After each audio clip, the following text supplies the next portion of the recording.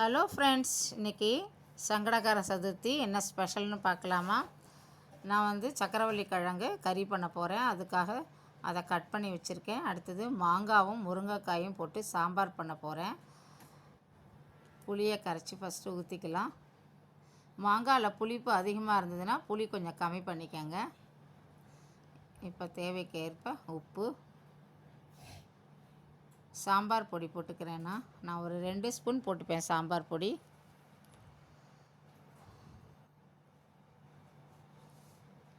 போட்டு நல்லா கலந்து விட்டுப்போம். இது கொஞ்சம் கொதித்த உடனே நாம் கட் பண்ணி வச்சுருக்கிற முருங்கைக்காயும் மாங்காயும் இதில் எடுத்து போட்டுக்கலாம். நான் ஒரு சின்ன பீஸ் கட்டி பெருங்காயம் போட்டுக்கிறேன். நல்ல வாசனையாக இருக்கும். இந்த பொடியை வதக்கலாம், அந்த கட்டி பெருங்காயம் தான் நல்ல வாசனை கொடுக்கும். இப்போ காயெல்லாம் எடுத்து போட்டுடலாம்.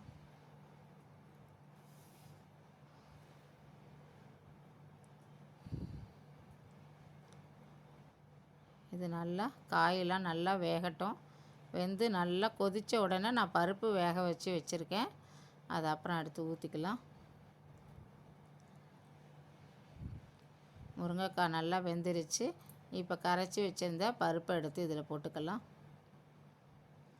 போட்டு நல்லா இப்போ கலந்து விட்டுப்போம்.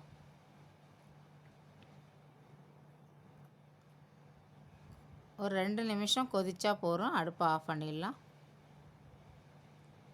இப்போ சாம்பாருக்கு தாளிச்சுக்கலாம். கொஞ்சம் எண்ணெய் விட்டுருக்கேன். எண்ணெய் காஞ்சோன்னா கடுகு, கொஞ்சம் வெந்தயம் போட்டுக்கலாம்.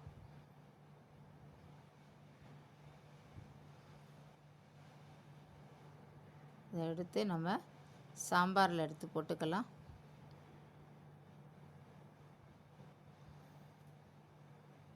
இப்போ கருவேப்பிலை, கொத்தமல்லியும் கொஞ்சம் நிறையா போட்டுக்கலாம்.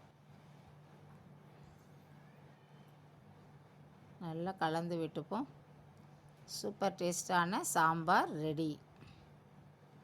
இப்போ அடுத்தது சக்கரவள்ளி கிழங்கு கட் பண்ணி வச்சுருக்கேன்.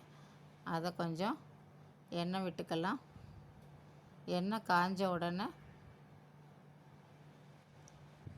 கடுகு, உளுத்தம்பருப்பு போட்டுக்கலாம்.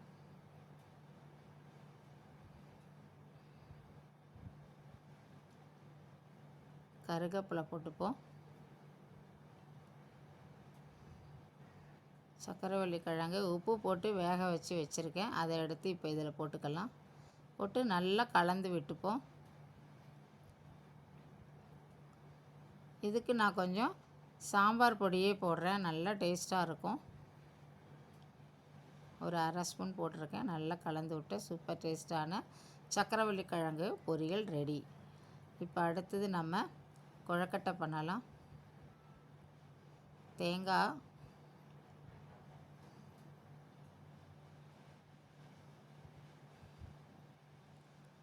தண்ணியே விட வேண்டாம். தண்ணி விடாமே நல்லா இதை கலந்துப்போம். இது மாதிரி இன்னும் 2 நிமிஷம் இருந்தால் பூரணம் ரெடி ஆயிடுச்சு.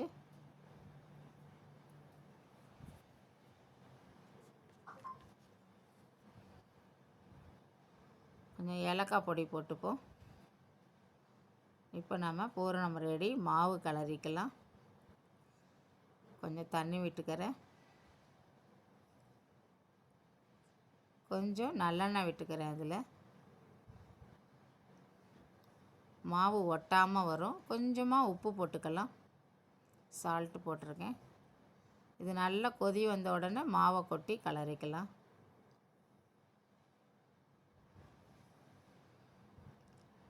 கொஞ்சம் கொஞ்சமாக மாவை தூவி கட்டி இல்லாமல் கலந்துக்கலாம்.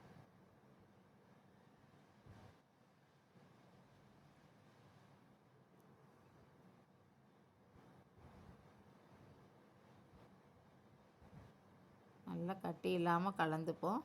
அடுப்பை ஆஃப் பண்ணிடலாம். மாவு ரெடி ஆகிடுச்சு பாருங்கள். நல்லா வெந்துருச்சு.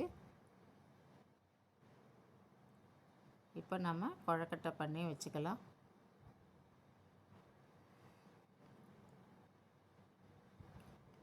கொழுக்கட்டை ரெடி ஆகிடுச்சு.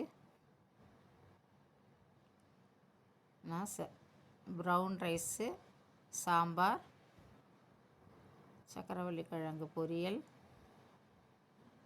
மாம்பழம் கொழுக்கட்டை, ரெடி. Today special ready.